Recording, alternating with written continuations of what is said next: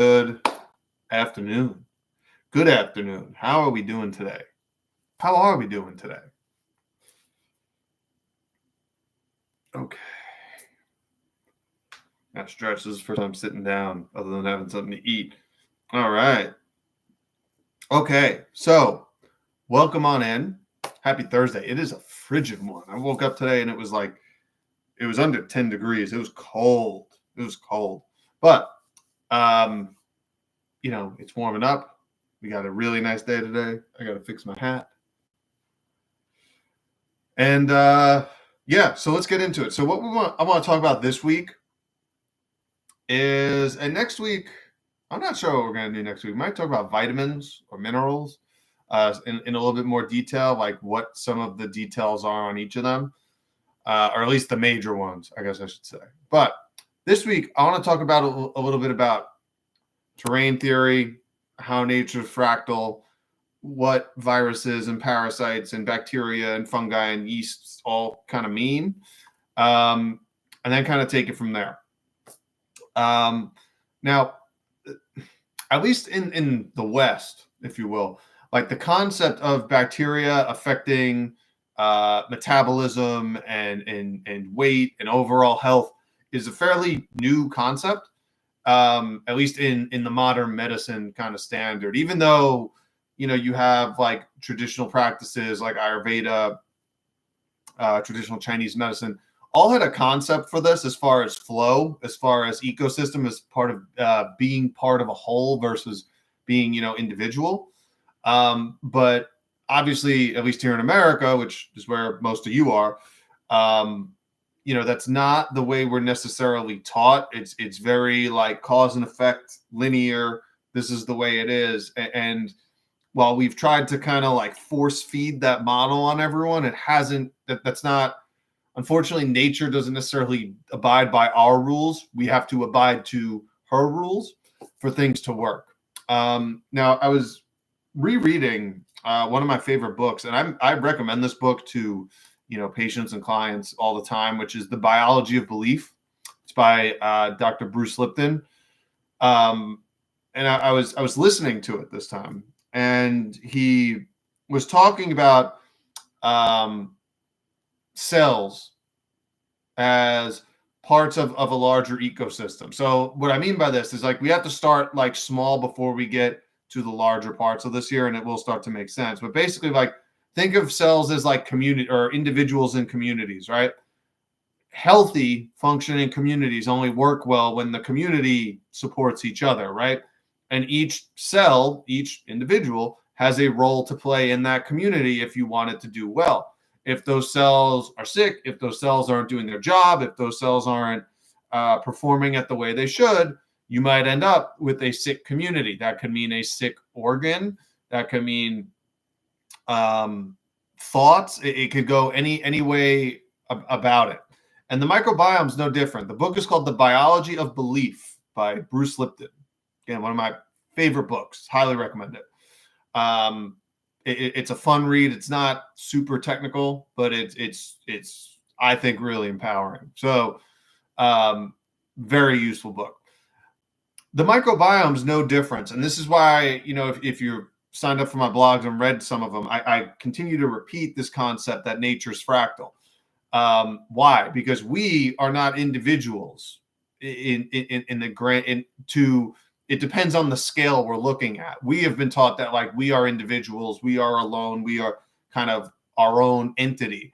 But the truth of the matter is we're actually walking, talking ecosystems to microbes, right? Different bacteria, different fungi, different colonies of these different things that rely on us to survive. So we, in many ways, are walking, talking ecosystems.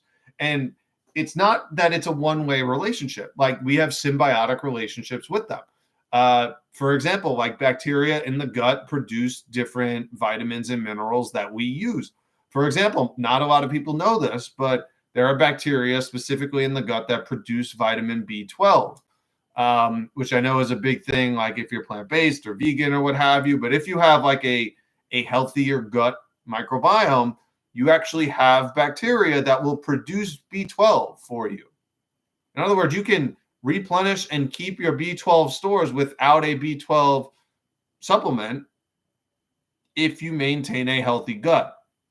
A lot of people don't know this or don't talk about it for some reason, even though it's well accepted that that's the case. But here we are. And I want to try to paint some examples and go over the basics here today to kind of, again, try to give you frameworks for how to look at this stuff, right? So a good place to start would be with antibiotics, right? Now, antibiotics are basically, since their discovery, have become probably one of the most prescribed medications, to a point where now we're over prescribing antibiotics. And it's been about 50 years.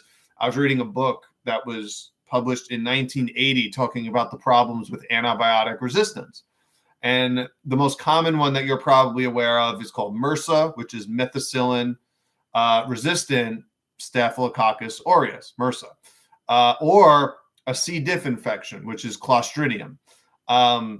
C. diff is mostly associated with really serious bouts of diarrhea that are triggered by antibiotic use pretty much directly, or other digestive issues. There's a really kind of serious kind of form of this, which is called pseudomembranous colitis, which is caused by antibiotic-associated diarrhea. So this is actually a thing. This is well recognized. It's been well recognized for at least 50 years, if we're going at that book, right? 1980. So, we're 40, 50 years. It's really kind of wild. And it just shows you that when you disrupt this ecosystem, it can lead to serious problems down the road.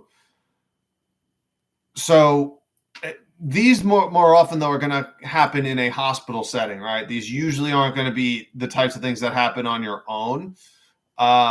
Although in my practice, and I have friends and colleagues who talk about a lot of this stuff, they usually get to see people with its digestive issues, neurological issues, depression, weight issues. It could be anything. Autoimmune usually stem with high amounts of medication use in the beginning, and now it's starting to manifest in a different way.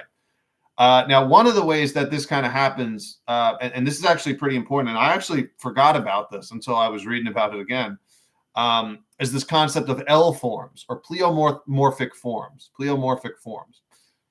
L forms are essentially variants of bacteria that lack a cell wall. So most bacteria actually have a cell wall similar to plant cells, right? They have a cell wall. Now, most bacteria, when they divide, when they replicate, they use that cell wall to kind of split and then pinch kind of in the middle, similar to, like, if you remember cell biology in, high school, you have one cell that's going to turn into two. And as it starts to split, it kind of creates one big cell, and then it starts to pinch in the middle. And then you have two of that original size. Kind of the same thing. It's kind of the same concept. Now, with L forms, that doesn't happen, because these pleomorphic forms, these L forms, actually don't have cell walls. So they are kind of like a subset, if you will, of bacteria. And they don't get a lot of attention because they just simply don't survive in petri dish conditions. So in other words, like, you can't culture L forms because they're just not going to survive in that aerobic environment. In the same way sometimes certain bacteria can. So, and almost every single sample is going to have L forms in it. It's just a question of, are they being acknowledged, or are they being, seen in some way? And you could Google some images. They kind of look like blobs. They actually call one of the ways, I thought this was hilarious. Like, one of the ways that they replicate is through a process called blebbing, literally BLEBBING, blebbing, and they look like blebs, that is the technical term, which is kind of funny. But my point is, like, they actually look a little different. So these L forms have a kind of different shape. Usually they're kind of spherical, but they're amorphous. So you might have some smaller ones, you might have larger ones. They're kind of all over the place. And what's interesting is that these L forms would not actually fit Koch's postulates. Now, if you've been hanging around the last 4 years and have heard, some stuff going on, with the germ versus terrain theory kind of argument, one of the big issues we've talked about the past couple of years is fulfilling Koch's postulates, which, if you don't know, the kind of 4 sets of rules that try to prove or disprove if a bacteria, in this case, is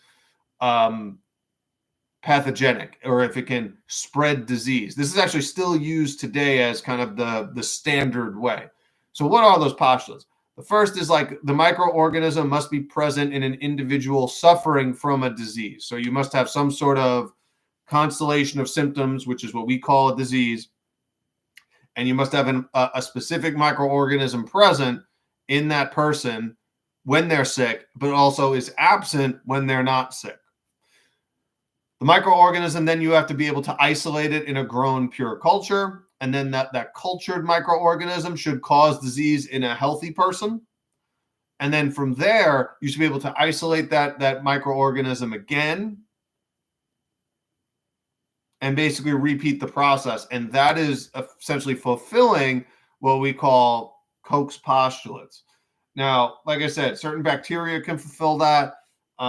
It gets a little grayer when we talk about viruses and such, which we'll talk out in a little bit. But you have to realize, like, Koch's postulates came into existence in around 1890. So we're talking about something that's 130 years old, ballpark, and we're still using it to diagnose disease. And it just seems like there's got to be maybe better ways to go about it. And this is, again, before the concept of, say, like a microbiome ever existed, that we're actually not individual organisms. We actually are a cacophony of literally billions and trillions of cells and bacteria and fungi and yeast all inside of us at any given point in time. And again, like, it just doesn't seem very helpful to not adjust to that over time. Yet that seems to be like kind of where we're at and where we're still going. So, so this is kind of like what I wanted to talk about today is, like, let's talk a little bit about maybe each one of those classifications. We talked a little bit about L forms. We'll talk a little bit about viruses, parasites, bacteria, fungi, yeast. We're going to give you like a general overview, and then talk about kind of what are the things we do to kind of get those to clean some of that stuff up, right? But we need to have definitions if we're going to start, because if we don't have definitions, then what are we talking about, right? So we'll start with the most controversial one, which is viruses, because why not? Viruses I find are super interesting because if you want like the God's honest truth, and you could ask different virologists this and pathologists, is that we still don't really know exactly what viruses are. Now, certainly we have camps. So some people think that they're components of dead or decomposing cells. Other people think that they're microorganisms kind of similar to bacteria, but they're different because they don't have true life, right? So this is why it's become so confusing for medicine and scientists, et cetera, is because viruses actually do not exist on their own. In other words, you can't isolate a virus from life. It, by definition, it is a parasite. It needs a living host to survive. And that doesn't mean you or me, although that's a wider context. We're talking about a cell. You never find it detached from a cell or else it would die, which again brings into question, how is it surviving, getting aerosolized and spread through people that way? Another great question. A question that if you ask people in an honest conversation would say they don't know, yet we kind of are still kind of going about it as if it's kind of cut and dry when it's really not. What we do know is that they're essentially protein structures, and they affect the consciousness of cells. So, they can either weaken a cell, they could set it up for an immune response. If a cell is weakened or damaged, it can release its own quote unquote virus. This is why some folks will think like, oh, a virus is actually a release of cellular garbage, if you will. And it's kind of that remnants of what we call a virus. So a sick or dying cell will actually release virus, which is actually just either dead or decaying tissue. Again, another great theory. That there's kind of ideas and concepts for this, but the point is, like, it's all kind of up in the air.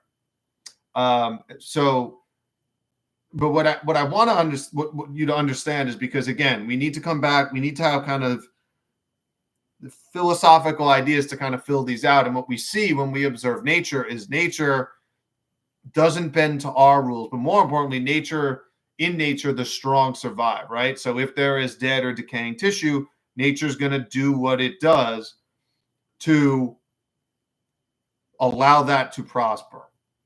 Now, I know viruses are the most amorphous. Let's get into some of the more concrete, if you will, concepts here. So let's go to parasites, because I think parasites are, on the internet at least, clearly the most talked about, but I also find the least explained, if you will. And the thing is, because parasites are such a buzzword, right? And again, if you don't test, and I understand why everyone doesn't test this, because testing is expensive, and the testing that we do have is good for some types of parasites and bad for others. It's what most people see when they take binders or use different protocols in parasite cleanses. They actually see what's called as ropeworm. And ropeworm is not actually a parasite. It is actually broken down or the release of mucosal tissue, that mucosal lining that might have bacteria or yeast or viruses or fungi in it. But it's really because it's actually this intestinal wall that's kind of not even the wall, it's the mucus lining that's kind of being expelled, and people call it, oh, a parasite, but really it's not. And unless you're testing it, you don't really know. I find most of the time it's actually this release of this biofilm, if you will. That's essentially what ropeworm is. And that's like when you see a lot of the crazy stuff on the internet, that's usually what it is. Not always, usually. Now, the other thing is, like, parasites do have a function, and most folks, again, overlook this or don't clearly explain this. And I get it, because it's hard to do in a social media post. And here's the thing, like a dictionary definition of a parasite is going to be an organism that lives on or in an organism of another species, which we call the host, and benefits from taking the nutrients at the expense of another. Now, in nature, we just don't see that really being the case. And this is why I think that definition isn't necessarily the most accurate. Now, why do I think that? Think about maggot therapy for a second. And I know that might sound gross, or maybe you don't know what it is, but I'll kind of set an example. Like, consider you have a dead area of skin, or maybe a dead carcass, right? A dead animal. What happens first is usually flies are going to show up, right, to the area. And then once the flies are there, they lay eggs. Those eggs eventually turn into maggots. And what the maggots do is essentially decompose the dead tissue. Now, if you're taking a live sample, like say I have a huge gash on my arm, cut my arm somehow, you can actually use maggot debridement to clear off the dead tissue, but it actually will leave your healthy tissue alone. Now, this was done all the way back in World War I. This was maggot debridement. They would do this for, again, battle wounds, etc. To help clean out wounds, they would use maggots. Maggot debridement today is actually still used today in hospitals. And the reason I use this example is because this is an example of parasites, yes, but it's only breaking down the dead or decaying tissue. It's not touching the healthy tissue. And this is why I'm saying, like, in nature, nature has her own methods to break down the dead or decaying or dying so that the healthy and strong can propagate and survive over time. And parasites simply just play that role. So it's not necessarily like they're good or bad. They're actually nature's cleanup crew. And that's a very different context, I think, than what most people kind of, the brush that is mostly painted on the internet, because that's not necessarily what you're told. You're told you catch these and they cause problems, and if you kill them, you get better. But it's not that cause and effect. Now, there certainly are different types of parasites. For example, you have the helminths, which are the worm-like ones that are probably the ones that you might be most familiar with. We have pinworms, roundworms, strongyloides. Technically, there are ectoparasites, which are, as the name might suggest, outside. So ticks, bed bugs, fleas, mosquitoes, technically they would qualify as parasites. And then we have protozoa, which are single-celled small organisms that are associated with different types of symptoms. Babesia tends to be one that's associated, for example, with Lyme, for example. And, when you do or try, flukes would certainly be in this too. So they could certainly fall in here too. And when you do, these different quote unquote killing parasite protocols, you might touch things at different points of the life cycle. We know in certain cultures, say like Indian culture, for example, they do quote unquote deworming with kids and adults like once, if not twice a year. And that has more to do with a less clean food supply, water, etc., where it becomes much more of an issue. Yeah, flukes, they kind of look a little bit more like, I guess like jellyfish would kind of be the example. You could find those usually like liver, pancreas, etc. And usually, again, if they're present there, that's going to be a sign that there might be weakness in those tissues and they're just breaking down the dead or decaying tissue. They're not causing it. And this is why I'm kind of spending this time on this, is because parasites do not create or cause disease. They are the feeders. They're the result. They are not, I repeat, they are not the cause. So if there is a parasitic overload inside you, for example, we need to start asking ourselves, why is that environment so hospitable for parasites? That is the question like you have to be asking yourself. And you have to understand that this is nature's cleanup crew. If you see a dead animal in the woods, at some point over time, like it's going to eventually decompose. How does that happen? It's from the maggots, it's from parasites that are going to break these things down. Because if we didn't, then you would literally see dead bodies and dead carcasses all over the place. And it's not meant to be scary. It's actually kind of beautiful that nature has these systems intelligently built in to literally take care of itself. It's our job as people, it's our job as practitioners, it's our job as human beings to start and understand it. But we can't sit here and be like, oh, it's dangerous and it's trying to kill us. We need to understand actually the beauty of it and then adjust accordingly. Bacteria. Now, we've talked a little bit about bacteria and L forms. Bacteria generally are single-celled organisms that don't have a true nucleus, kind of like our cells do. Well, at least all of them, not red blood cells, but most of them do. There's certainly different types. They come in different shapes. Some look like rods. Some are more spherical. There's all different types throughout the body. And at the core, or at their core, bacteria are essentially microscopic organisms that are found all over the body. And we have a symbiotic relationship with them. We provide a home for them. They provide us with helping us break down food. They create things like short chain fatty acids that help keep our gut healthy, that help us absorb other nutrients that we need, again, including things like vitamin B12 that I alluded to earlier, that, again, most folks will tell you that vegans are going to fall apart without it. But the truth of the matter is that if you actually have a healthy terrain, you should have microbes that create this for you. It's really cool stuff.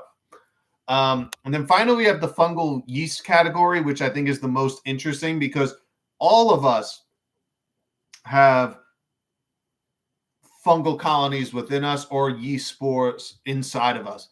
And again, similar to parasites, they essentially are going to lie dormant or not be present. Well, in the fungal or yeast case, they're basically always present, but they only come alive. They only are going to come out when the environment dictates it. For example, like we all have candida inside of us at any given time. Candida becomes an issue when most of the time when there's antibiotics or constantly consuming glyphosate-rich foods or processed foods, etc., that creates an environment for, say, candida, for example, to thrive, or yeast or different types of fungals to thrive because that's the environment that they would do best in. That's kind of the difference here. So you have to understand, like, think of it as an always evolving environment that's going to change to the inputs that we kind of put into it. And this is where I want to bring in like the electrical part of this. I know we're kind of a bit far into this, but this is important because why does this happen? Like, what are those conditions that are going to lead to something like that happening? So L forms, parasites, fungi, yeast, etc., these are only going to come around in environments that dictate it. So, for example, let's take the antibiotic example because you have a high strep load, and they're going to give you antibiotics because you have strep, and that's going to be it. And when you take antibiotics, again, or when you take any really pharmaceutical medication, three things are going to happen. It's the things you hope happen, the things you hope don't happen, and then the things you don't know will happen. So, you just hope you get the good and not the bad, but obviously everyone's different. What we do know with antibiotics is that there is always a negative impact on the microbiome, even if it does help you. There certainly are cases where antibiotics can save your life, for example, in emergency situations. But the truth of the matter is they are way overprescribed and they're causing a lot more issues. And I think most people don't realize that 70-ish% of the antibiotics, at least here in the States, are used in animal feed. So like if you're consuming, a steak or whatever from a conventionally raised, cow or chicken or whatever, you're consuming those antibiotic residues. And the reason they're given antibiotics is because it helps these animals grow faster. But those residues end up in the muscle tissue, which is what you ultimately end up eating. So even if you're not taking, if you're not taking antibiotics on a regular basis, you could be getting low-grade antibiotics either from glyphosate residues or just from eating animal products that, again, are given these to grow faster. So, this is why you have to look a step below kind of the obvious sometimes and really understand, like, what is going into what you're putting in your body. But what do these things do ultimately? You're going to end up with a lower pH, which we talked about last week, which means lower voltage and lower oxygen content. So effectively, you become more acidic and less able to utilize oxygen effectively at the mitochondrial level. Now, I spent months talking about how mitochondria work. You can go back to any of those videos. I'm not going to go over that here. But the point is, when that pH drops, when that is low voltage, what happens is you're creating an environment for L forms, you're creating an environment for fungi, for parasites, bacterial overgrowths to happen. And they're just very, very commonplace. And it's really not until that we get out of that anaerobic space and get into a more aerobic space where we can utilize oxygen more effectively. Again, this is really down deeper into like each cell, that we're going to be much healthier, that we're going to be able to create an environment that's going to be more conducive for health. And this is also why I see a lot of folks who jump into doing like parasite cleanses or cell core cleanses or what have you, and don't build a foundation a little bit, they struggle or sometimes feel worse because they're not creating a foundation for healing. And now, part of healing is certainly going through some sort of healing crisis or sometimes feeling a little bit worse before you feel better. That certainly happens. But if A, you're not aware of it, then you might feel worse and have no idea why or think something's hurting you. Or B, and more common, is most people just aren't ready to jump into something like that. And when they do, they often feel worse before they feel better, and either they stop or get really wiped out. And again, it's not because these things don't work. It's when you don't have the context or you don't have that framework to look at this stuff through, it becomes a little bit harder and it becomes more confusing. And this is, again, why I always recommend, working with a practitioner on this. Yes, it might take you a little bit longer, but you know what? You can get something that's tailored to you. Ideally, if you find the right practitioner who isn't just going to put you on a standard cleanse. And again, this is why, as a consumer, you have to find someone who you resonate with, who isn't just going to put you on some cookie cutter cleanse or what have you, and understands, okay, I'm at this level. We need to take 3 more steps before we even get to that level. And it's different for each person.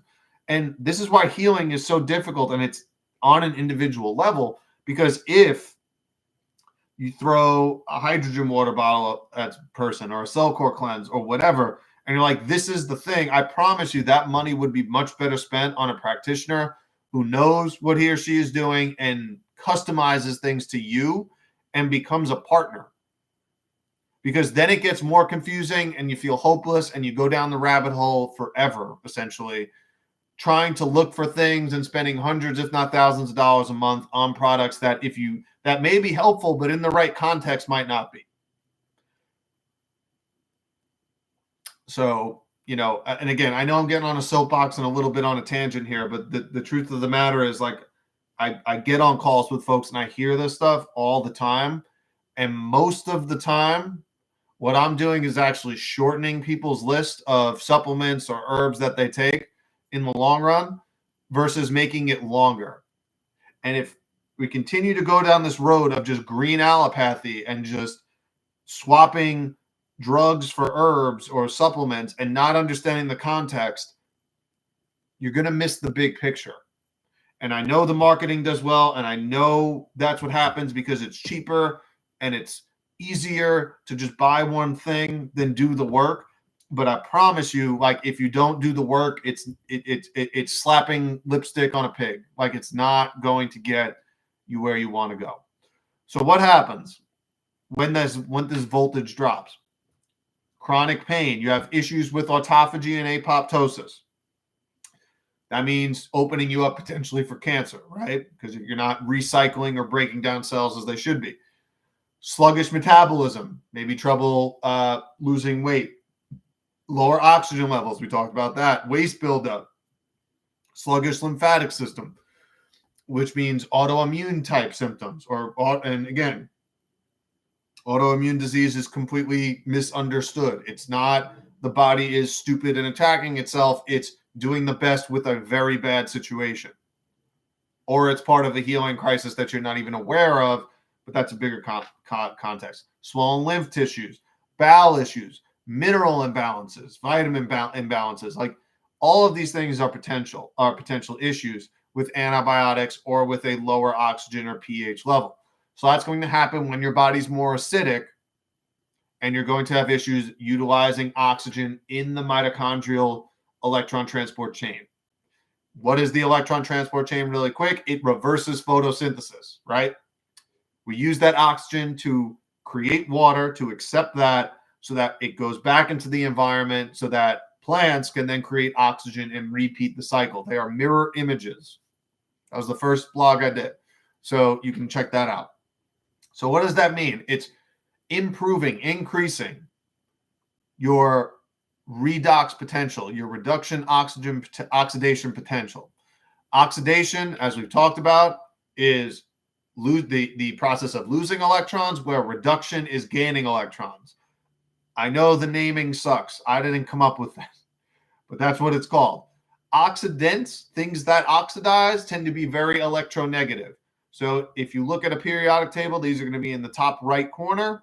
It's going to be things like oxygen, like fluorine, like chlorine, like bromine are going to be your most electronegative atoms, ions. Reductants are kind of the opposite. They're going to be the things that donate electrons, right? So these are going to be things like lithium, sodium, magnesium, iron, zinc, aluminum. These are generally electron donors in the world. So, you have your oxidizing agent, which is going to take electrons from a reducing agent.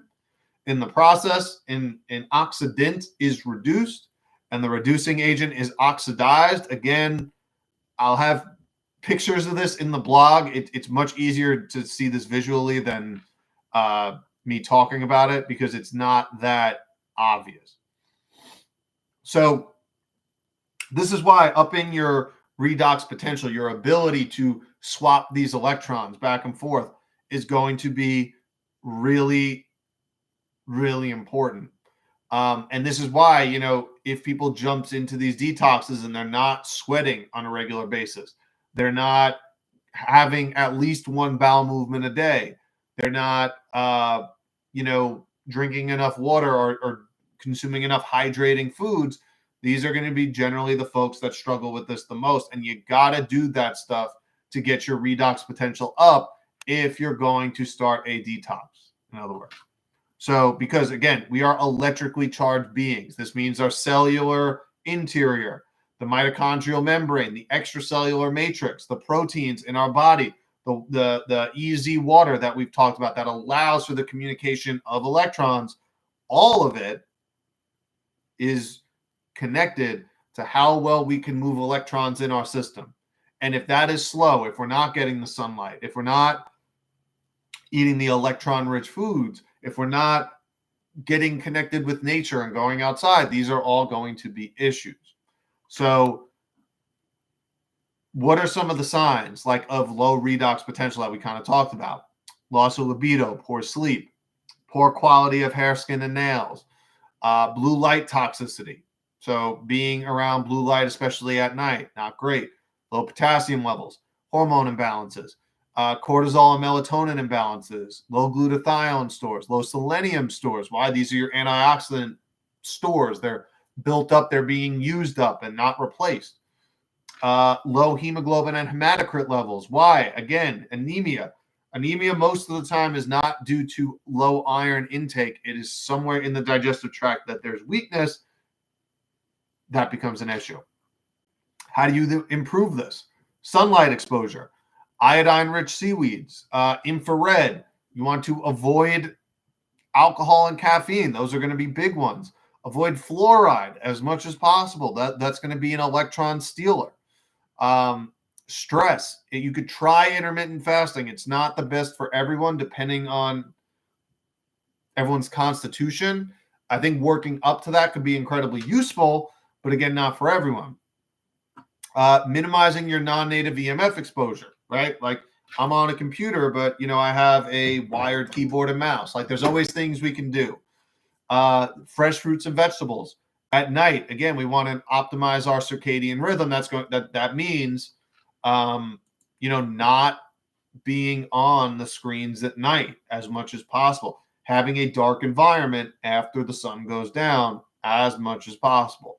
All of these things are going to help. These are the fundamental concepts that need to be in place before we start talking about cleanses and detoxes and everything in between. Because if you don't do the fundamental stuff, it's more likely a lot of this stuff happens. It's just what it is. So what are some of the things that could lead to fungal overgrowths? Poor pH distribution, poor oxygen utilization. We talk about antibiotics a ton, antifungal drugs, antacids, birth control, steroids, NSAIDs, antidepressants, statins, glyphosate we talked about. Chemotherapies are brutal. Toxic foods of all kind, non-native EMF exposure, a lot of endocrine disrupting chemicals in a lot of self-care products, soaps, shampoos, conditioners, cleaning products. All of these are going to reduce that redox potential. and many more. That's a short list, but those are the big ones that are most common.